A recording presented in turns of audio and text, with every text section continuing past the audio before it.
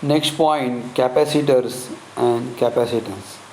So in 11th standard we have studied about resistor, resistance and conductance. So a resistor is an electrical component which allows to current to pass through it and dissipates heat but can't store electric energy. Okay? So resistor is an electrical component which allows current to pass through it and it dissipates heat but can't store electric energy. So there was a need to develop a device that can store electric energy. The most common arrangement for this consists of a set of conductors, that is conducting plates having charges on them and separated by a dielectric material. The conductors 1 and 2 shown in figure 8.23 have charges plus q and minus q with potential difference, that is V equal to V1 minus V2 between them. The electric field in the region between them is proportional to the charge. So a potential difference V is the work done to carry a unit positive test charge from a conductor 2 to conductor 1 against the field, as this work done will be proportional to the Q. Then V is proportional to Q, so ratio Q upon V is constant, and that is C. So C is called capacitance of the capacitor. It depends on the size, shape and separation of the system of two conductors. The SI unit of capacitance is farad and dimensional formula is m minus 1 L minus 2 T to the power 4 and A to the power 2. Okay. So 1 farad is equal to 1 coulomb upon 1 volt. So in this way we can define 1 farad also. So a capacitance has capacitance of 1 farad, then if potential difference across it rise by 1 volt and when 1 coulomb of charge is given to it. So in practice farad is a big unit and most commonly used units are microfarad, then nanofarad and picofarad. These are most commonly used. Now we have to see the uses of capacitors. So first we will see its principle of capacitor. To understand the principle of capacitor, let us consider a metal plate P1 having area A. Let some positive charge plus Q be given to this plate. Let potential be V. Its capacity is given by C1 is equal to Q upon V. Now consider another insulated metal plate P2 held near to plate P1. By induction, a negative charge is produced on the nearer face and equal a positive charge develop on the farther face P2. So the induced negative charge lowers the potential of plate P1 while induced positive charge raises its potential. So as the induced charge is closer to P1, it is more effective and thus there is a net reduction in potential of plate P1. If outer surface of P2 is connected to the earth, the induced positive charge on P2 being free close to the earth, the induced negative charge on P2 stays on it, it is bound to the positive charge of plate P1. This greatly reduces the potential of P2. So you can see in second figure also. Okay. So induced negative charge on plate P2 stays on it and it is bound positive charge. This greatly reduces the potential of plate P2.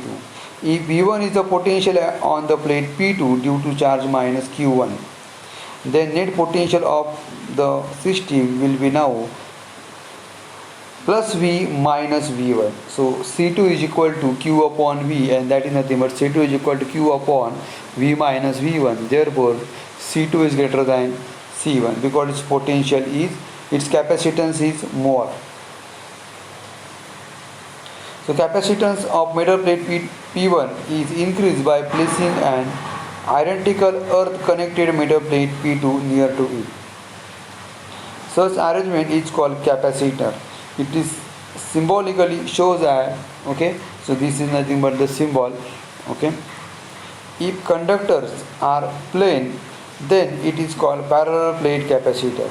We also have spherical capacitor, cylindrical capacitor, okay, based on the shape of the conductors. Okay, that also you can see it. So combination of capacitors. When there is a combination of capacitor to be used in a circuit, we can sometimes replace it with an equivalent capacitor or a single capacitor that has the same capacitance as the actually combinations of capacitors. The effective capacitance depends on the way the individual capacitors are combined. Here we discuss two basic combinations of capacitors which can be replaced by a single equivalent capacitor. So capacitors in series. When a potential difference V is applied across the several capacitors connected end to end in such a way that sum of the potential difference across all capacitors is equal to the applied potential difference V, and then capacitors are said to be connected in series.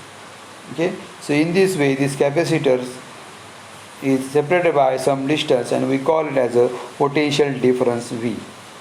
In series arrangement as shown in the figure, the second plate of first capacitor is connected to the first plate, okay, of the second conductor and so on. The last plate is connected to the earth, and in series combination charges on the plate plus Q are same on each capacitor. So the potential difference across series combination of capacitor is V volt. So V equal to V1 plus V2 plus V3, and we know that V equal to Q upon C. So therefore V equal to Q upon C1 plus Q upon C2 plus Q upon C3, and its series combination capacitance in 8.26 figure. So effective capacitance of three capacitors are in series. Now let us CS represent the equivalent capacitance. So V equal to Q upon CS. So Q upon CS is equal to Q upon C1 plus Q upon C2 plus Q upon C3, where Q can be cancelled out on both the sides. So 1 upon CS is equal to 1 upon C1 plus 1 upon C2 plus 1 upon C3 for three capacitors. In this way we can write n number of capacitors. So this arrangement can be extended to yield an equivalent capacitance for n capacitors connected in series, which is equal to the sum of reciprocal of individual capacitors of capacitors. So 1 upon C equivalent is equal to the 1 upon C1 plus 1 upon C2 plus dash dash up to 1 upon Cn. So if all capacitors are equal, then 1 upon Cq is equal to n upon C, or C equivalent is equal to C upon n. So series combination is used when high voltage is to be divided on several capacitors.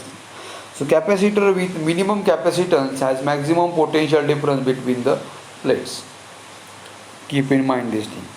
And second part, that is capacitance in parallel. In parallel arrangement, capacitors as shown in figure, okay, where insulated plates are connected to a common terminals A, which is joined to the source of potential, while other plates are connected to another common terminal B, which is earth, that is earth connected. So in this combination all the capacitors have same potential difference, but plate charge Q1 on capacitor 1, okay, then plus minus Q2 on capacitor 2, and plus minus Q3 on capacitor 3, okay, where, okay, in this way, okay, you can see this diagram also, okay, plus minus charges are available, okay. So these charges are not necessarily same. If charge Q is applied at point A, then it will be distributed to the capacitor depending on the capacitances. The total charge Q can be written as Q equal to Q1 plus Q2 plus Q3, Therefore Q equal to CV, we know that is Q1 is equal to C1V plus C2V plus C3V. Let Cp be the equivalent capacitance of the combination, then Q equal to Cv, that is Q equal to Cp into V. So Cpv is equal to C1V plus C2V plus C3V.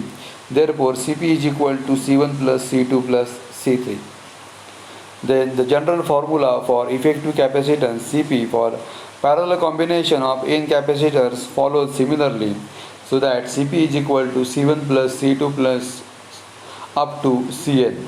So in this way you can write formula for n capacitors. So if all capacitors are equal, then C equivalent is equal to n times of C.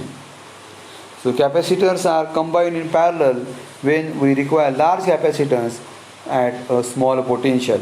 So we use then capacitors are in parallel plate. Okay. Then here we will see capacitance of a parallel plate capacitor without and with dielectric medium between the plates. So we will see this derivation. Okay. So in section 8.8 we have studied the behavior of dielectrics in external field.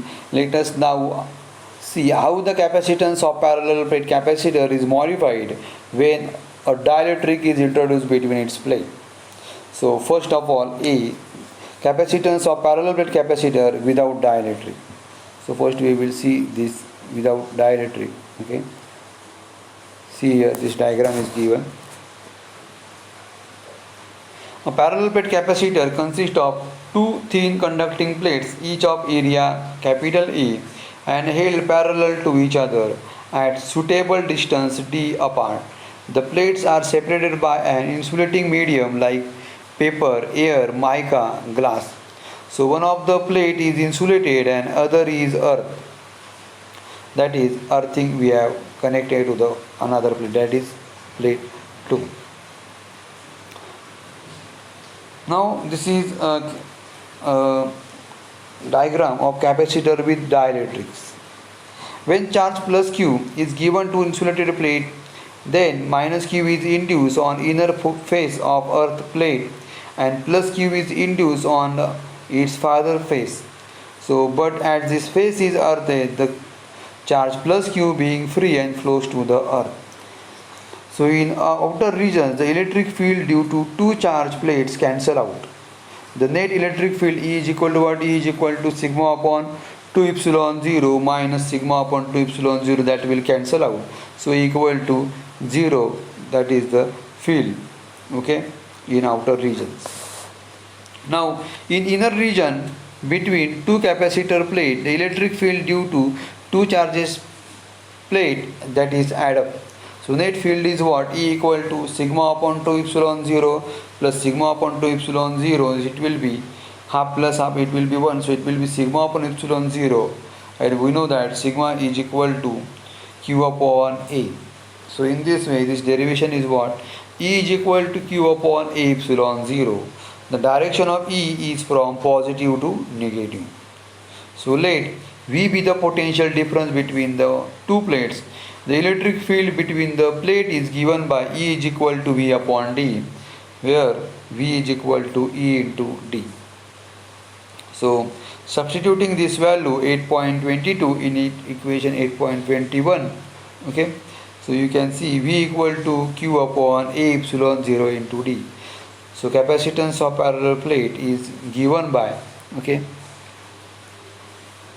that is nothing but the C equal to Q upon V, and we know that V is QD upon A epsilon 0, where QQ will cancel out, which is equal to A epsilon 0 upon D.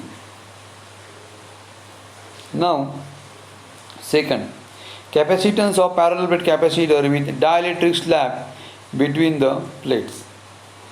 Now let us now see in equation 8.22 gets modified with dielectric slab in between the plates of capacitor. Consider a parallel plate capacitor with two plates each of area A separated by a distance D. So therefore capacitance of capacitor, that is C0, is equal to A epsilon 0 upon D. Then dielectric slab in capacitor is, okay, so that also you can see here, okay. Let E0 be the electric field intensity between the plates before the introduction of the dielectric slab. So the potential difference between the plate is given by V0 is equal to E0 into d, where E0 is equal to sigma upon epsilon 0, which is equal to Q upon A epsilon 0, and sigma is the surface charge density on the plate. Let a dielectric slab of thickness, that is T is less than d, be the introduced between the plates of capacitor. The field E0 polarizes the dielectric, so inducing the charge minus QP on the left side. So in this way you can see here figure, okay, inducing the negative charges, okay. So I will say that shortly, okay, minus QP on the left side and plus QP on the right side of the dielectric slab, okay. You can see here this square, minus QP on left side and plus QP on right side. So these induced charges set up a field EP inside the dielectric in opposite direction of E0. So the field induced field is what? EP is equal to sigma P upon epsilon 0, which is equal to QP upon A epsilon 0. That is sigma P equal to QP upon A. So net field E inside the dielectric reduces to E0 minus EP. Therefore E equal to E0 minus EP, that is E0 upon K. Since E0 upon E0 minus EP is equal to K, where K is a constant called dielectric constant. Therefore E is equal to Q upon A epsilon 0 K, or Q equal to A K epsilon 0 into E. Then this field EP exists over a distance T and E0 over remaining distance, that is T minus T, D minus small t, between the capacitor plate. Hence potential difference between the capacitor plate is what? V equal to E0 D minus T plus E of T. So E0 D minus T plus what is E? E is nothing but what? E0 upon K. Okay, that is K is a dielectric constant. Therefore we can take E0 common in bracket D minus T plus T upon K, where E0 is equal to again Q upon A epsilon 0. Okay, so the capacitance of the capacitor on the introduction of dielectric slab becomes the C. Okay, so C equal to Q upon V, okay, which is equal to Q upon A epsilon 0 in bracket D minus T plus D upon K, where Q will get cancelled out, so it will be A epsilon 0 upon D minus T plus D upon K.